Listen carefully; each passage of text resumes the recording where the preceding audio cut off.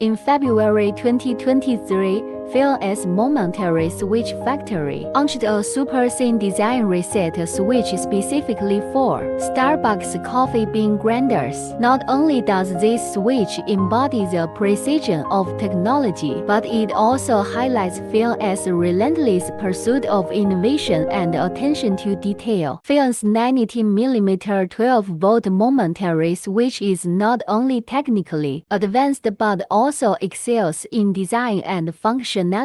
Whether in a coffee shop, home, or office, it provides an outstanding experience for users. One of the prominent features of the momentary switches is its very short height, only 14mm. The tail of this switch adopts a 2.0 pin design. Users only need a 4-hole 2.0 terminal to achieve quick connection. The positive pole of the power supply is connected to the switch C-pin red wire, and the LED lamp pin red wire and the other no-pin black wire is connected to the positive pole of the bulb device. Connect the negative pole of the power supply to the negative pole of the bulb device and the LED lamp pin black wire. The 12-volt momentary switch is locked and the bulb device starts. The 12-volt momentary switch is reset. The bulb device is turned off and the light is always on.